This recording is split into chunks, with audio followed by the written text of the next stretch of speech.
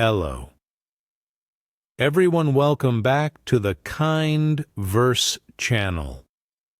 First of all, subscribe my channel. If you have not subscribed, please subscribe, like and share my videos. Today we are diving into one of the most urgent developments on NATO's eastern flank. The aftermath of Russian drones being shot down over Poland. This is not just an isolated military event, it is an unfolding story that combines political tension, military performance, safety considerations, economic pressure, unique selling points of national strategy, the price of confrontation, and, finally, the conclusion about where this leaves Europe and the world. When drones fall from the sky over NATO territory, the entire global order shakes. So let us carefully review this aftermath in the dimensions that really matter. The exterior picture is the first thing the world sees. The skies over Poland, usually calm, have now become contested space. Fighter jets scrambled, radars scanned the horizon, and then the order came to intercept. When Polish defense systems shot down Russian drones, the exterior scene was one of smoke trails in the sky, wreckage falling across fields, farmers, and civilians staring at burning fragments of modern warfare in their own land. This exterior sends a global message. NATO borders are no longer symbolic lines on a map, but active defensive zones where force is applied to stop violations. Russia's exterior, after the drones were downed, is also important. It did not immediately apologize or admit fault, but instead projected indifference or denial, signaling that it sees these incidents as part of the larger struggle. The exterior is therefore sharp, military, and frighteningly real.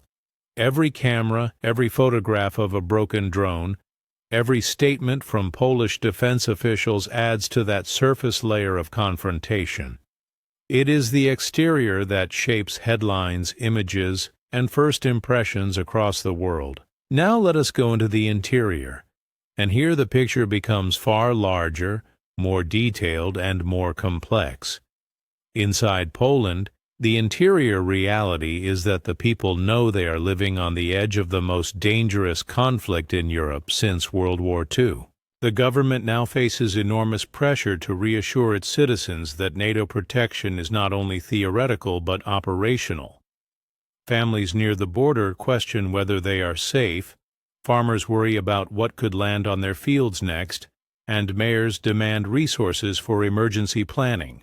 The interior of Polish politics is buzzing with questions about whether stronger air defense networks should be deployed, whether NATO should station more troops, and whether Poland is now at greater risk of being dragged deeper into war. Inside NATO, the interior is about maintaining unity. Meetings are called in Brussels, urgent calls are made between Washington, Berlin, Paris, and Warsaw. The alliance must decide how to handle these repeated violations without triggering a spiral that could lead to war. The interior here is one of intelligence sharing, military calculations, legal debate about international law, and discussions about proportional response. NATO leaders know that if Poland is hit, even by accident, Article 5 could be demanded, which obligates collective defense. That is the heaviest decision any alliance can face. Inside Russia, the interior is also layered. Military planners weigh whether drone incursions are deliberate strategy, testing NATO's readiness, or whether they are operational errors from strikes on Ukraine. Russian leaders must communicate to their population that this does not represent weakness. The Russian public is told that drones are tools of war, that accidents happen, and that Russia is unbowed. Yet, behind closed doors, the Kremlin calculates the risks. Each drone shot down over Poland risks provoking NATO, and each risk brings closer the possibility of escalation. Internally, Russian energy officials and economists also watch carefully because every increase in tension on NATO's border drives market instability that affects oil and gas prices, a vital source of Moscow's power. Inside the global economy, the interior dimension is traders, businesses, and governments recalculating risk.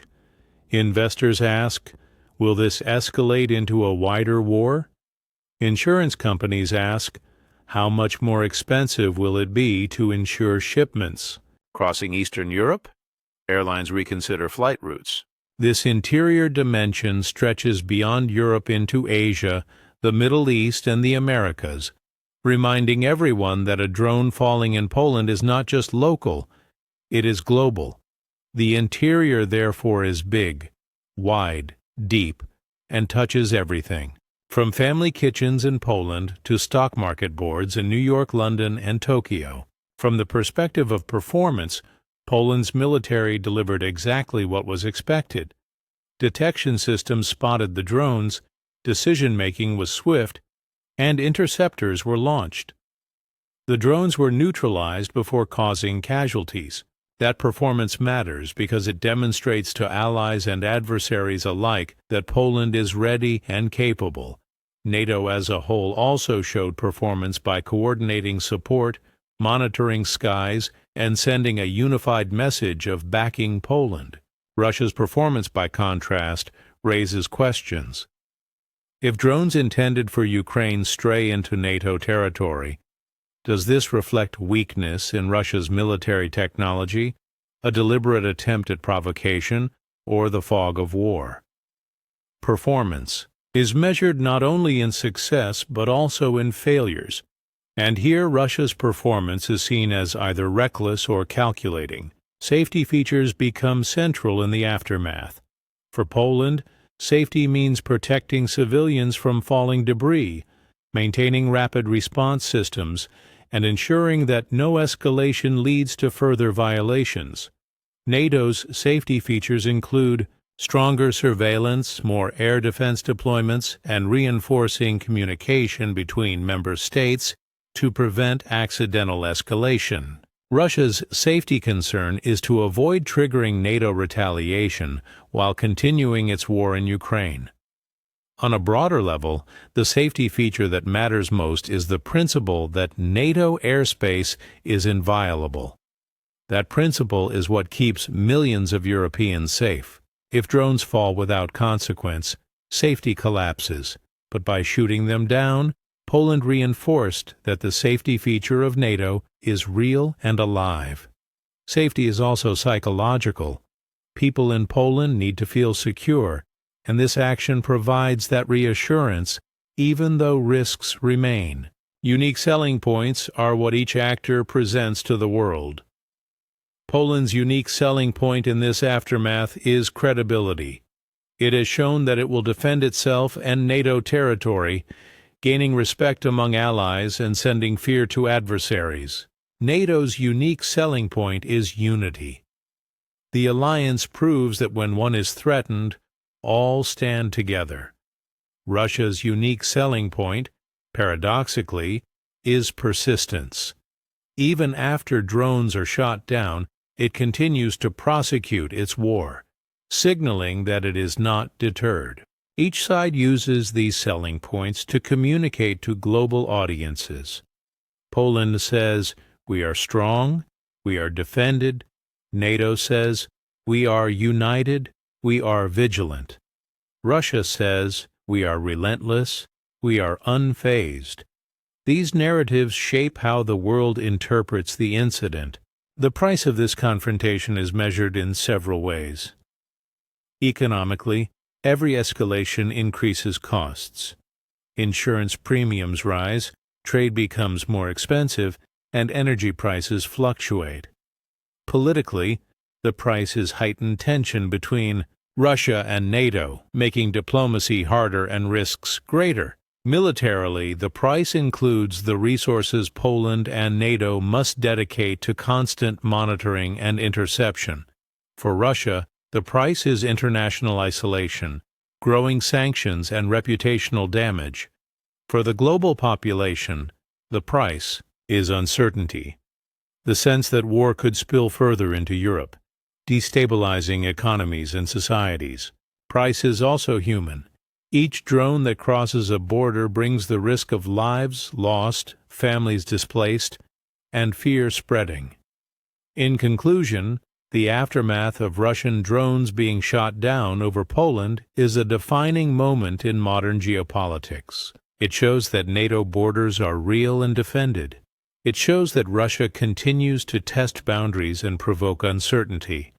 It demonstrates that the performance of militaries, the safety of citizens, the unique selling points of nations, and the price of confrontation are all interconnected. The exterior reveals the visible battle in the skies. The interior shows the deep political and economic layers. The performance highlights capabilities and failures. The safety features remind us of why alliances exist. The unique selling points communicate strength, resilience, or persistence, and the price tells us what is truly at stake. The world watches, waits, and calculates. For Poland, it is about defending its land and people. For NATO, it is about proving its unity. For Russia, it is about continuing its war and projecting resilience. For all of us, it is a reminder that peace is fragile, borders are contested, and vigilance is essential. Stay tuned here on the Kind Verse channel for more analysis of these critical developments, and do not forget to subscribe, like, and share this video so more people understand the importance of what is unfolding in our world today.